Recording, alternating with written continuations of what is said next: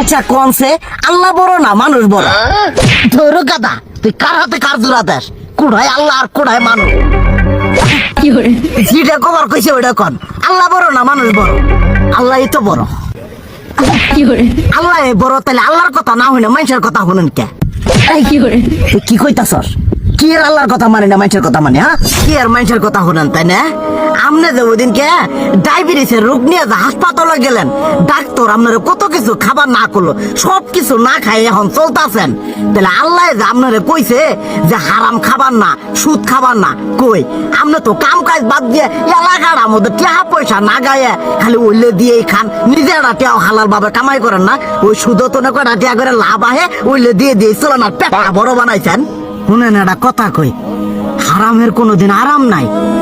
হালাল পথে রুজি রোজগার করেন, প্রয়োজনে এড়া বেলা কম খায়েন, তাও শরীর পিণ্ডও ভালো থাকবো, কোনো রোগ বেদও হবো না, আরামও পাবেন, আল্লাহও খুশি থাকবো। তুই আমার এইভাবে বুঝাবি আগে কইলি না কে? আসলে এই বিষয়টা তো আমি কখনো মাথায় এইভাবে নেই যে আমাদের কখনো ডাক্তার নিষেধ করলে ঠিকই আমরা নিষেধ মানি, কিন্তু উপর আল্লাহ যে কত কিছু নিষেধ করে দিয়ে সেটা মানি না। আর এই যে হারাম পথে টিয়া পয়সা কামাই করতেছেন, শরীরের মধ্যে দুনিয়া রোগ ব্যাত হয়েছে, দেখা যাইতেছে যা টিয়া হারাম পথে কামাই করতেছেন তার তো বেশি টিয়া মনে করেন জ্বলে যাইতেছে গা বেশি। আজকের পর থেকে আমি আর এই হারাম সুদ খামো না, আমি হালাল পথে চলবো, হালাল টাকা পয়সা ইনকাম করবো। এতে করে যদি একবেলা কমও খাইতে হয় তবুও খামো, তবু আমি আর এই হারাম পথে চলবো না। আচ্ছা ঠিক আছে।